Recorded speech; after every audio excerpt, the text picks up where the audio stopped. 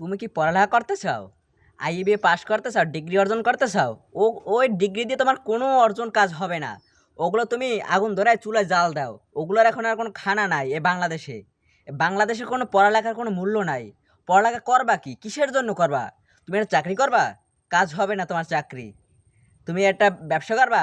তোমার কাজ হবে না। তোমার যদি বাপ দাদা চোদ্দ গোষ্ঠীর কারো যদি থাকে একটা মুক্তিযোদ্ধা সার্টিফিকেট, সেইটা হলো একটা অর্জন, সেটা একটা ডিগ্রি। তার সে পড়ালেখার কোনো মূল্য নাই। পড়ালেখা করে কী করবা? পড়ালেখা তো আজকাল আর পাগলও করে মনে করো। এটা তুমি কি করবা পড়ালেখায় দিয়ে? তোমার যদি ডিগ্রি থাকে, তোমার যদি মুক্তিযোদ্ধা একটা বাতা থাকে, সেইটা হলো তোমার অর্জন। সেটা হলো একটা মানে পাঁচতলা বিল্ডিং পরিমাণের একটা অর্জন। এই অর্জন আর কেউ হতে পারে না, আর কেউ হতে পারে না এই অর্জন। আজ তুমি পড়ালেখা করে তোমার যোগ্যতা আছে, তোমার সামর্থ্য আছে, তুমি ফিটে আছো, তোমার সেই চাকরি হবে না। তোমার যদি দাদার, তোমার যদি বাপের একটা যদি সার্টিফিকেট থাকতো, তাহলে আজ তুমি কারো কাছে যাওয়া লাগবে না, তোমার টাকা লাগবে না। তোমার কোটা আছে না, তোমার মুক্তিযোদ্ধা কোটায় তুমি চাকরি পেয়ে যেতা। আজ পোলাপান কত কষ্ট করে চাকরি করে, পায় কত? 15,000, 10,000, 12,000, 20,000 টাকা পায়, বা 30,000 টাকা পায়।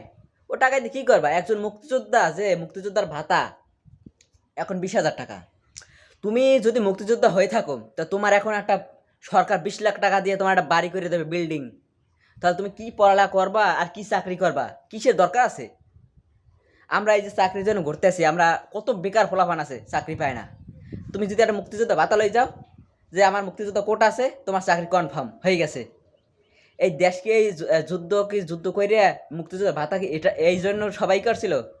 আমার দাদারা ছিল বলদ, যেটা স্বীকার করতে হবে। যুদ্ধের সময় তারাও যুদ্ধ করছে। এই বরিশালে হয়তো যে আপনার গুলি টুলি ছিল না, তারা ওই লাড়ি ঠ্যাঙ্গালই পড়ছে, তারাও যুদ্ধ করছে বলছে। আর দেশে যারা রাজাকার ছিল আমাদের এলাকায় বা গ্রামে বা ইউনিয়নে, তারা এখন সুনাম ধন্য, তারা একটু পড়ালেখা ছিল তো, তারা রাজাকারি করতো। যে ওই সেনা এর আইলে এই জায়গায় আপনার এই নদী, এই নদীতে নাকি আপনার সেনা যে পাকিস্তানি আর্মিরা আইছিল যারা যুদ্ধ করতে, তাদেরকে দেখাই শোনাই দিয়েছে মাদারি টুপি পরিয়া। মানে তারা রাজাকার হিসেবে খুবই ভালো ছিল। এখন তারা একটু পড়ালেখা ছিল, তারা একটু জ্ঞানী ছিল, তারা মুক্তিযোদ্ধার শেষে যুদ্ধের পরে যাই তারা খাতায় নাম লাগছে আমরা মুক্তিযোদ্ধা।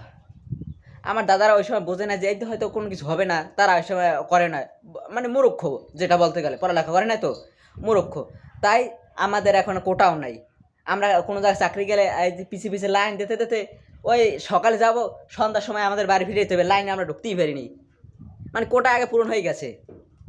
এখন আমাদের একটা স্বপ্ন কি, যে বাংলাদেশে আর একটা যুদ্ধ হইলে আমরা সেই সময় যুদ্ধ করতাম, যাতে আমাদের ওই যে পরবর্তী সন্তান নাতিরা পুতিরা জানি তারা কোটার জন্য অপেক্ষা না করে। তাতে কোটা থাকতে তারা যাই চাকরি লইতো, ব্যবসা করতো, মানে যা করতো কোটায় হয়ে যেত।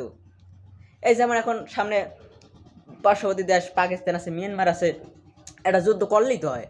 আমরা যাই যুদ্ধে অংশগ্রহণ করতাম, বা ওই ব্রাজিলের সমর্থনের মতো যাই আমরা গর্তে পলাই থাকতাম, যুদ্ধ শেষ আমরা যাইয়া এখন একটু পড়ালেখা করছি তো, আমরা যে করতাম যে আমরা যুদ্ধ করছি, আমাদের খাতায় আমরা লেখেন, আমরা মুক্তিযোদ্ধা ভাতা পাইতাম বৈশা টাকা বৈশা কি এটা চাকরি করে। চাকরির আমাদের দরকার ছিল না তখন, যদি আমরা মুক্তিযোদ্ধার ভাতা আমাদের নামই থাকতো, এখানে একটা ব্যাস থাকতো, ব্যাসটা লাগাইয়া এবার হারতাম, কি বলে এবার টং টং করে হারতাম, যে আর কেউ থাকতো না দেশে।